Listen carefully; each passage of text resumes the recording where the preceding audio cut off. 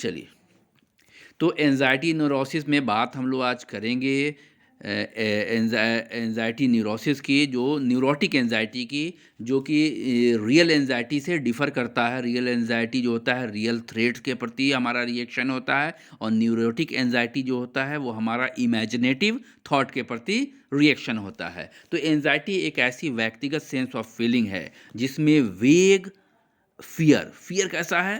अस्पष्ट है, क्लियर नहीं है। वेग फियर देखा जाएगा, फियर ऑफ एप्रीहेंशन, आशंका, डर की आशंका भी देखी जाएगी। अनइजीनेस देखा जाएगा व्यक्ति में, वॉरी देखा जाएगा, थ्रेड देखा जाएगा। ये सारे चीज़ें देखने को मिलेंगी एंजाइटी न्यूरोसिस में।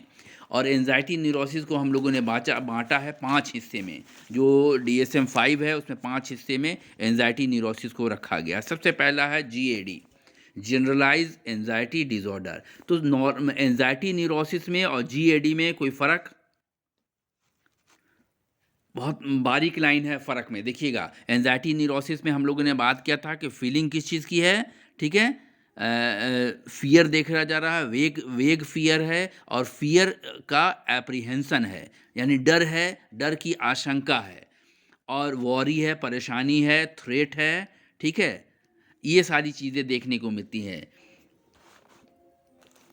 और GAD में क्या मिलेगा, थोड़ी देर में आते हैं। एंजाइटी डिसऑर्डर मुख्यतः फीमेल में, और ये 30 के एज के पहले देखने को मिलता है। ये भी है कि जो महिला है इससे ज़्यादा पीड़ित हैं, और उम्र जो है वो 30 के पहले ज़्यादा देखने को मिलता है। तो इस उम्र में हम लोग को एंजाइटी होगा नहीं, इसलिए चिंता नहीं कीजिए। 30 के ऊपर ही हैं सब लोग? जी सर। महिला भी हैं तो 30 के ऊपर हैं, तो चिंता लेने की ज़रूरत नहीं, चिंता उनता होगा नहीं हम लोग को, ठीक है? वॉरी है, हम लोग सारे लोग वॉरी में हैं, ठीक है? एक सिम्टम मिलेगा, लेकिन एंजाइटी न्यूरोसिस से ग्रस्त नहीं है। साथ ही साथ यह भी देखने को मिलता है कि कुछ सोशल इश्यूज तथा फैमिली हिस्ट्री ऑफ एंजाइटी और डिप्रेशन हो सकता है, ठीक है?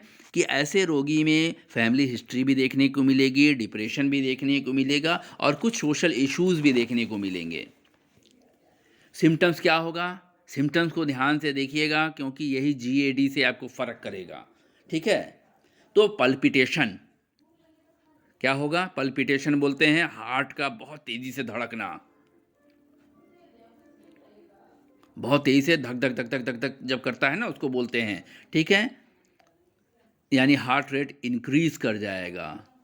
दूसरा जो है रेस्टलेसनेस, बेचैनी देखी जाएगी, हेडेक देखा जाएगा, ट्रेमर देखा जाएगा, बॉडी कांपने लगेगा, इंसोम्निया देखा जाएगा, पुअर कंसंट्रेशन देखा जाएगा। तो कुछ चीज़ें जो हैं, हार्ट की गति का बढ़ना है, ठीक है? और हमको लगता है कि ब्रीथ जो है वो भी आपका इर्रेगुलर होगा। ये सारी चीज़ें देखने को मिलेंगी। इतने सिम्टम्स हैं। कॉजेज़ क्या होगा एंजाइटी का? सबसे पहला बायोलॉजिकल कॉज देख लें, जो केमिकल लोचा है बॉडी में, वो है सेरोटोनिन का इर्रेगुलर सेक्रेशन, या जो सेरोटोनिन हमारे बॉडी में निकल रहा है, ठीक है? Abnormal regulation of serotonin release and reuptake, यानी जो सेरोटोनिन हमारे बॉडी में निकल रहा है, ठीक है, वो रिलीज हो रहा है एबनॉर्मली, और एबनॉर्मली वो रिप्यूट वापस जा रहा है। दोनों में एबनॉर्मलिटी है। वापस जाने में भी सेरोटोनिन के सेरोटोनिन है क्या आपका न्यूरोट्रांसमीटर, और ये न्यूरोट्रांसमीटर जब निकल रहा है तो एबनॉर्मल मात्रा में निकल रहा है, और रिप्यूटेक की स्थिति में, वापस जाने की स्थिति में भी एबनॉर्मलिटी देखी जाती है, जिसके वजह से एंजाइटी देखा जाता है। अमिगडाला, जो फियरफुल अमिगडाला भी एक सेंटर है हमारे ब्रेन का, जो फियरफुल इमोशन को क्या करता है, मेंटेन करेगा और कोऑर्डिनेट करता है।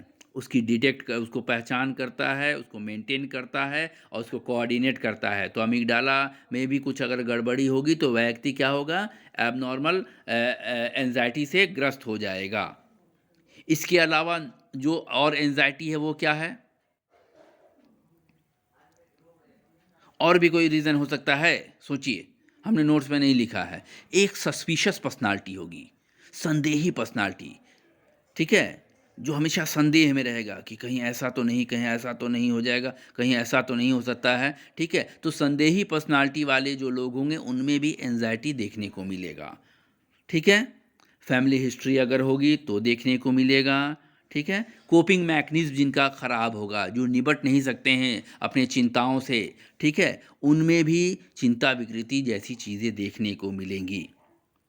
Low self esteem, self esteem जिनका कमज़ोर होगा, ठीक है? जिनमें सेल्फ कॉन्फिडेंस की कमी होगी, उनमें an negative lifestyle, very good, negative lifestyle भी काम करेगा इसमें एंग्ज़ायटी को डेवलप करने में। ट्रोमा, तो ट्रोमा सर, ये सार ट्रोमा भी होगा, चाइल्डहुड सेक्सुअल अब्यूज भी होगा, बहुत हाँ, सारा। बहुत सारी चीज़ें हैं, बहुत सारी चीज़ें हैं, लेकिन आप जिन चीज़ों को स्ट्रेस, बताइएगा, उसको ज़रूर उसमें सपोर्ट ज़रूर दीजिएगा एविडेंस का, एक्सप्लेन ये करना। किसका है, किसने बताया है, ठीक है? अब आ जाइए जीएडी पे, जनरलाइज़्ड एंग्ज़ायटी डिसऑर्डर। यह एक ऐसी अवस्था है जिसमें व्यक्ति क्रोनिक एंजाइटी देखा जाता है। क्रोनिक एंजाइटी का मतलब कि लंबे समय से वो चिंतित लंबे है, समय से। चिंता से पीड़ित है, ठीक है? वहाँ तो एंजाइटी न्यूरोसिस में क्या था कि वो परेशान है, ठीक है? कितने लंबा समय से ये नहीं बताया जा रहा है। हो सकता है कि 10 दिन से परेशान है, एंजाइटी न्यूरोसिस डेवलप हो गया, हम परेशान हैं, फ़ियर है, डर है, ख़त्म हो गया, ठीक है? धीरे-धीरे कोप अप कर लेंगे। लेकिन जीएडी जो है ये लंबे समय, इसमें सबसे इम्पोर्टेंट क्या चीज़ है कि ये क्रोनिक, क्या है इसमें क्रोनिक? एंग्ज़ायटी के साथ अनकंट्रोल्ड वॉरी से जुड़ा होता है। 2 चीज़ें हैं, एक तो ये लंबे समय तक चलेगा, दूसरा कि हम अपने एंग्ज़ायटी को कंट्रोल नहीं कर पाएँगे। 2 चीज़ें, ठीक है? टी इसमें फ्लोटिंग, हाँ, इसमें पेशेंट एक्सेसिव तथा अनरियलिस्टिक वॉरी से परेशान रहता है, मसल्स टेंशन देखने को मिलेगा, इनसोम्निया मिलेगा, ठीक है? कंसंट्रेशन की कमी देखने को मिलेगी, ये सारी चीज़ें मिलेंगी। सिम्पटम्स करीब-करीब वही है, लेकिन एक जो बॉर्डर लाइन का डिफ़रेंस है, वो ये है कि जीएडी में 2 चीज़ें बहुत क्रॉनिक, इम्पोर्टेंट है, एक तो क्रोनिक एंग्ज़ायटी और दूसरा अनकंट्रोल्ड। अपने एंग्ज़ायटी को वो क्या करेगा? कंट्रोल नहीं कर पाएगा। इसमें रोगी में शॉर्टनेस ऑफ ब्रीथ, सांस जो है वो बहुत जल्दी चलेगा, ठीक है? पल्पिटेशन भी देखा जाएगा, हार्ट रेट की जो बात किया था हम लोगों ने, ठीक है? तो करीब-करीब लक्षण एक ही जैसे हैं, लेकिन फ़र्क इतना है कि ये लंबे समय तक चलेगा और व्यक्ति इसको कंट्रोल नहीं कर पाता है। रिस्क फैक्टर क्या है जीएडी का? स्ट्रेस, इमोशनल ट्रॉमा, अगर आप स्ट्रेस में हैं, ठीक है? इमोशनल ट्रॉमा है आपको, अनएम्प्लॉयमेंट है, पॉवर्टी है, ड्रग अब्यूज़ है, तो जीएडी का एक बहुत बड़ा ये 5 कारण है, ठीक है? जो रिस्क फैक्टर है, जिसमें जो ड्रग लेते हैं, उनमें जीएडी के सिम्पटम देखे जाएँगे, जो सीवियर पॉवर्टी से ग्रस्त हैं, उनमें भी जीएडी देखा जाता है, जिनकी नौकरी नहीं लग रही है, अनएम्प्लॉयड हैं, उनमें भी जीएडी देखा जाएगा, कोई व्यक्ति इमोशनल ट्रॉमा से गुज़रा है, ठीक है? तो उनमें भी देखा जाएगा। तो ये सारी, और स्ट्रेस तो बहुत बड़ा फैक्टर है। डायग्नोसिस, 6 महीने से ज़्यादा अगर व्यक्ति अनरियलिस्टिक तथा एक्सेसिव एंजाइटी से ग्रस्त होगा, तो उसको 6 महीना, ठीक है? लंबा समय कितना? 6 महीना। 6 महीने से व्यक्ति एंजाइटी वॉरी को कंट्रोल नहीं कर पा रहा है। एक तो उसमें एंजाइटी है 6 महीने से, और दूसरा कि वो एंजाइटी को कंट्रोल नहीं कर पा रहा है। रोगी में बेचैनी देखने को मिलेगा, जल्दी थक जाएगा, कंसंट्रेशन की कमी होगी, चिड़चिड़ापन देखा जाएगा, स्लीप डिफ़िकल्टी देखी जाएगी। ये सारे सिम्पटम्स देखने को मिलेंगे। जितना सिम्पटम बता सकती हैं बता दीजिएगा, लेकिन जो डिफ़रेंशिएट करना है वो 2 ही चीज़ पर करना है जीएडी और एंजाइटी में, कि जीएडी जो है वो क्रोनिक एंजाइटी है जो 6 महीने से ज़्यादा होगा, और दूसरा कि व्यक्ति 6 महीने तक इसको कंट्रोल नहीं कर पाएगा अपने एंजाइटी को, ठीक है? यस, क्लियर है? ये हमेशा पूछता है इंटरव्यू में, जब एंजाइटी की बात करेगा तो जीएडी और एंजाइटी न्यूरोसिस में क्या डिफरेंस है, ठीक है? तो बताइएगा इसको बहुत ईजिली कि सिर्फ टाइम का खेल है।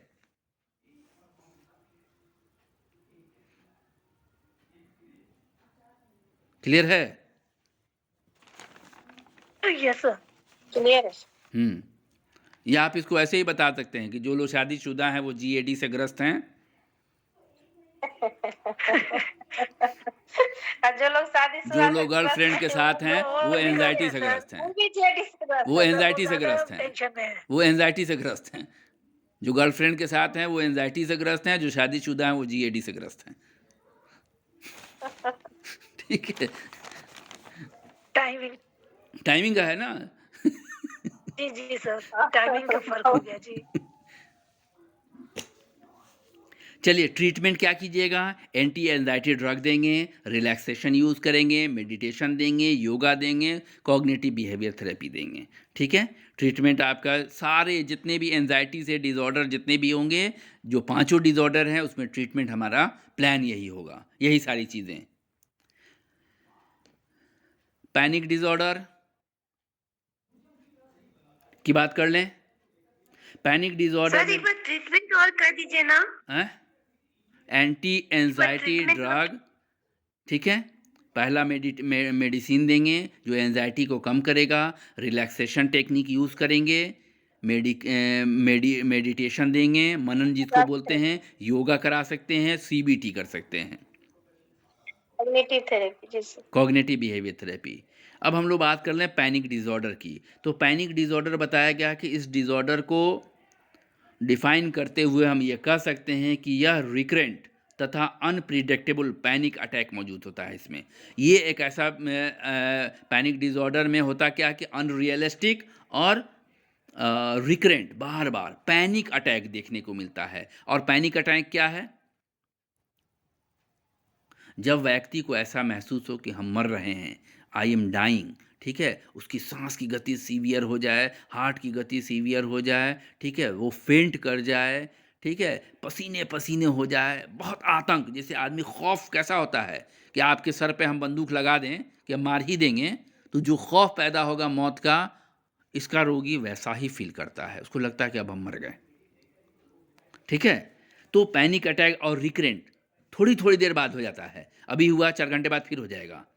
ठीक है, इसीलिए कहा गया कि रिकरेंट तथा अनप्रिडिक्टेबल, कब होगा ये नहीं पता है, बैठे बैठे अचानक उसको पैनिक अटैक आ गया, तो ये चीज़ें देखने को मिलेंगे। सिम्टम्स क्या होंगे? वही है पल्पिटेशन, हार्ट की गति बढ़ना, स्वेटिंग, पसीना पसीना हो जाना, ट्रेमर, कांपने लगेगा, शॉर्टनेस ऑफ ब्रीथ, सांस की गति बहुत तीव्र हो जाएगी, चेस्ट पेन, दर्द उसको सीने में महसूस होगा और उसको ये फील होगा कि अब हम गए नहीं बचेगा। गए।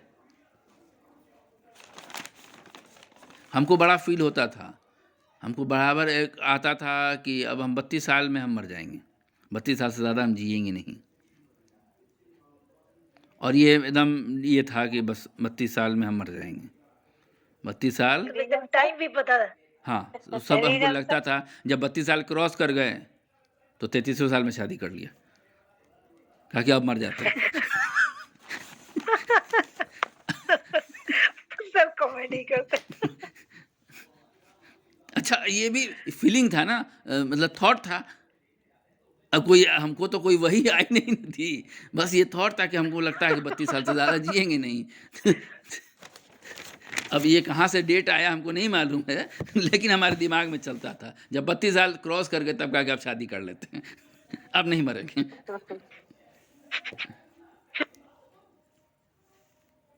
चलिए, सिम्टम्स देख लिया, डायग्नोसिस कैसे करेंगे इसको, पैनिक को। 10 मिनट तक पीक की अवस्था, यानी बहुत एक्सट्रीम एक केसेस देखा जाएगा कि सांस की गति बहुत तेज़ है, हृदय की गति बहुत तेज़ है, व्यक्ति पसीने पसीने हो गया है, लथपथ, चेस्ट पेन हो रहा है, एकदम बेचैन है, तो ये ऐसा कंडीशन 10 मिनट तक देखने को मिलेगा। ठीक है, और 30 मिनट कम से कम पैनिक अटैक देखा जाएगा, आधे घंटे तक वो पैनिक अटैक में रहेगा, ग्राफ नीचे की तरफ गिरेगा, कम होता जाएगा, लेकिन पैनिक अटैक में रहेगा, लेकिन 10 मिनट वो एकदम पीक पर रहेगा। समझ गई? तो इसका अगर ऐसा पैनिक अटैक देखने को मिल रहा है तो समझ जाइए कि ये आदमी पैनिक अटैक या पैनिक डिसऑर्डर से ग्रस्त है। 1 महीने या उससे ज़्यादा बार बार पैनिक अटैक हो, 1 महीने या उससे ज़्यादा और बार बार, मतलब कई हर महीने हम देख रहे हैं कि पैनिक अटैक आ रहा है, तो इसका मतलब कि व्यक्ति पैनिक डिसऑर्डर से ग्रस्त है। कॉज क्या है? फैमिली हिस्ट्री है। अगर फैमिली में किसी को है तो ये देखने को मिलेगा। मेजर लाइफ स्ट्रेस, ये बहुत इंपॉर्टेंट है। मेजर लाइफ स्ट्रेस क्या है ये?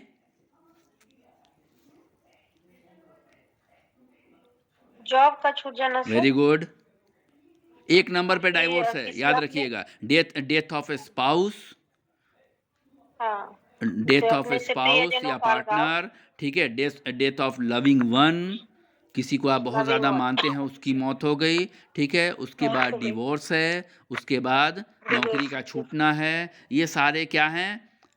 मेजर लाइफ स्ट्रेसर हैं, स्ट्रेस है। अचानक मेजर मुख्य रूप से इस तरह की घटना घटेगी तो आपको पैनिक अटैक जैसे सिम्टम देखने को मिलेंगे।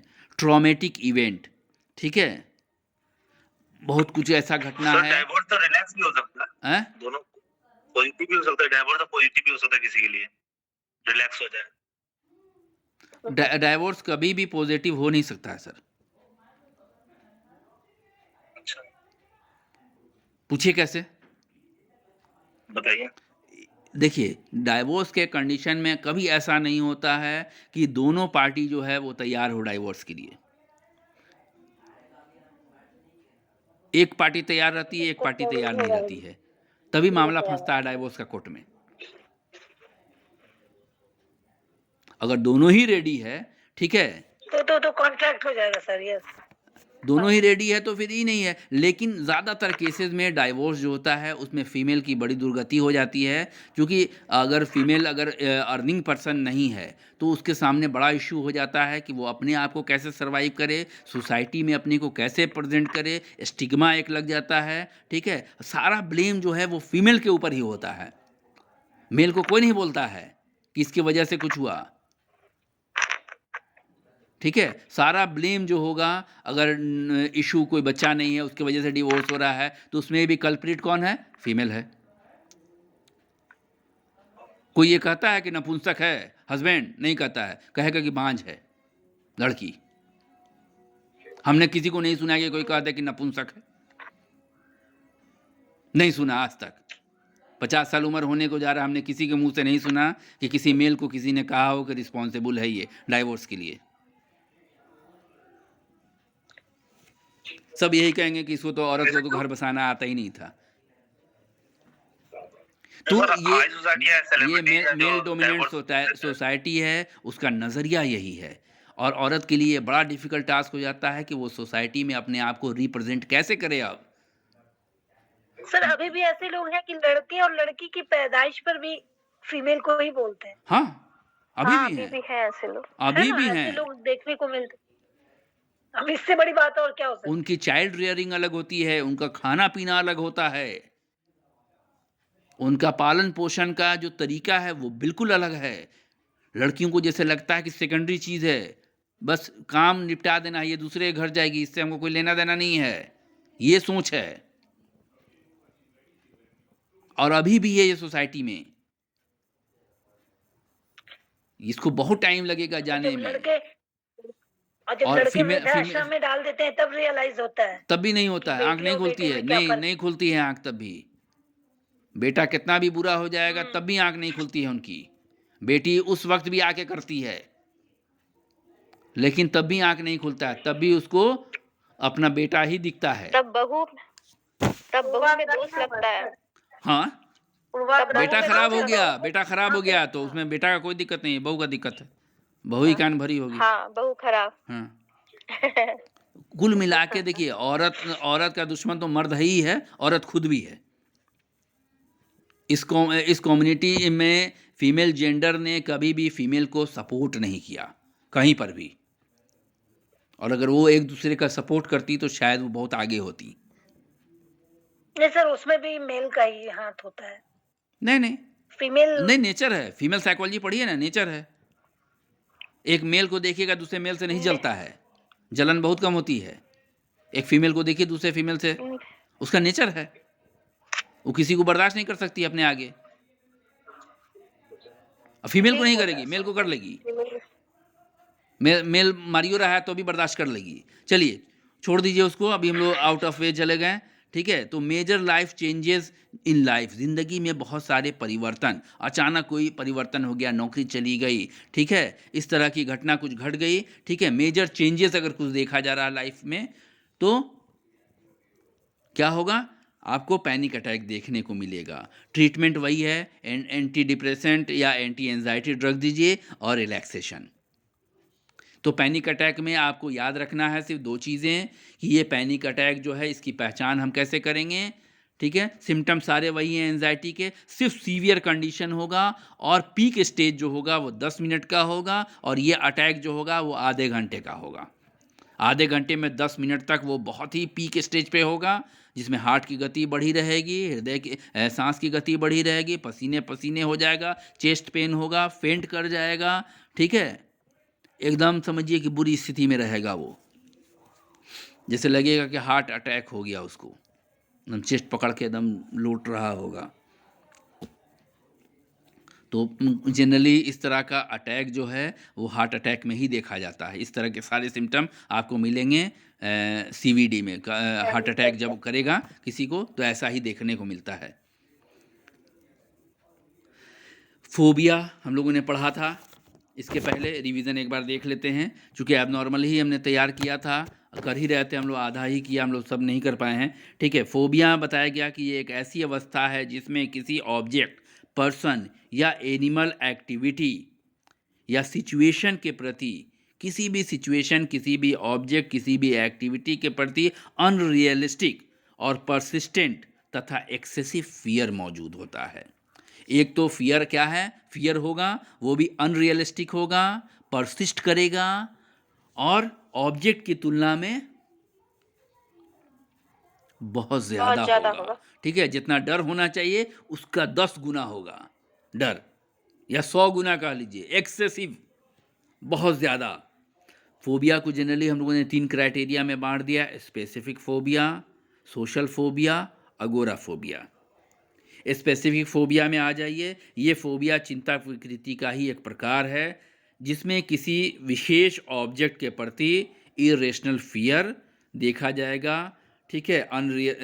अनरीजनेबल फियर भी देखने को मिलेगा, जैसे मकड़ी से डरना, चूहे से डरना, तिलचट्टा से डरना, ठीक है, छिपकली से डरना, ये सब स्पेसिफिक, इसको सिंपल फोबिया भी सर बोलते हैं। अनुमान मात्र से ही सर। हाँ, जी। सिर्फ इमेजिन कर इसमें लेगा, सर अनुमान, ठीक है। बस जैसे बोल दें अगर कि आपके पीछे में छिपकली है, बस चिल्लाना शुरू। वाह से करके भागेगा। वही चीज सर।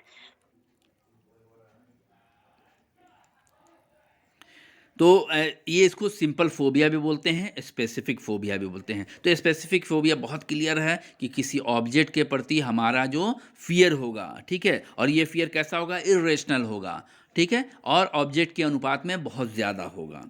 कॉजेज़ क्या होगा इसका, निगेटिव एक्सपीरियंस, अगर आपने किसी चीज़ का एक्सपीरियंस लिया है वो भी निगेटिव, तो क्या होगा, फोबिया के लक्षण डेवलप कर सकते हैं। जेनेटिक और इन्वायरमेंट, जेनेटिक भी है, आपको वंश से मिल सकता है ये चीज़ें, और इन्वायरमेंट जो है वो सीखा गया व्यवहार है, आप सीख सकते हैं, ठीक है। इस जो लर्न बिहेवियर है और जो निगेटिव एक्सपीरियंस है, इसको आप एग्जाम्पल यहाँ से दे सकते हैं। वाटसन का प्रयोग याद है आपको, अल्बर्ट नाम के बच्चे पर, उजले खरगोश से डरने वाला, ठीक है। तो यह क्या था, निगेटिव एक्सपीरियंस भी था और ये सीखा गया व्यवहार भी था, डरना सीख गया था वो, ठीक है। तो दोनों का एग्जाम्पल आप वहाँ से दे सकते हैं। फिर हम बात करें सोशल फोबिया की, तो सोशल फोबिया हमारा क्या है, सोशल फोबिया सामाजिक परिस्थिति का एक ऐसा डर है जहाँ व्यक्ति इम्ब्रेस या जज होने की संभावना से ग्रस्त होता है। उसको इस बात से का डर होता है कि लोग हमको क्या करेंगे, जज कर लेंगे या हमारी बेइज्जती हो जाएगी, इसलिए वो सोशल सिचुएशन में अपने आप को प्रेजेंट नहीं करता है। उसको ऐसा महसूस होता है कि सामाजिक परिस्थिति में जाते ही हमारा क्या होगा, मूल्यांकन कर लिया जाएगा, हमारे बारे में अनुमान लगा लिया जाएगा, इसलिए वो सोशल सिचुएशन में जाने से अपने आप को एवॉइड करता है। फिजिकल सिम्टम्स क्या होंगे, शर्म महसूस करना यानी शाइनेस देखा जाएगा, स्वेटिंग देखा जाएगा, टाइकार्डिया देखा जाएगा।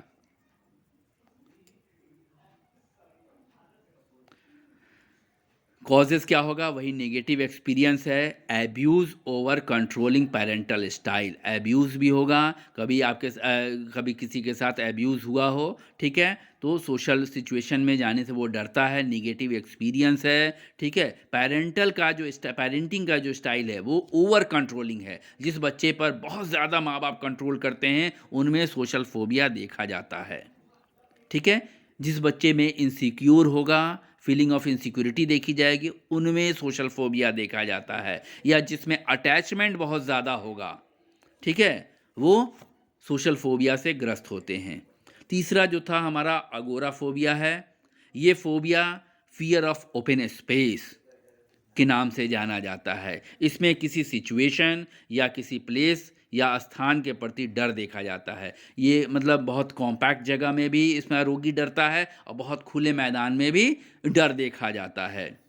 यहाँ व्यक्ति जो है, इस तरह का व्यक्ति जो अगोराफोबिया से ग्रस्त होता है, उसमें हेल्पलेसनेस महसूस करता है और वह पैनिक हो जाता है। पैनिक सिम्पटम्स देखने को मिलेंगे, लेकिन वो अपने आप को असहाय महसूस करता है। वो ऐसी जगह पर जाना नहीं चाहता है जहाँ से भागना पॉसिबल ना हो। जैसे रैली हो गया, ठीक है? कोई रैली है, रैली में नहीं जाएगा, लिफ्ट में नहीं जाएगा, बंद है, उसको लगेगा कि हम इसमें से भाग नहीं सकते हैं। तो जहाँ से उसको लगता है कि हम भाग के नहीं कहीं जा सकते हैं, वहाँ पर वो अवॉइड करता है। इसी को बोलते हैं अगोराफोबिया।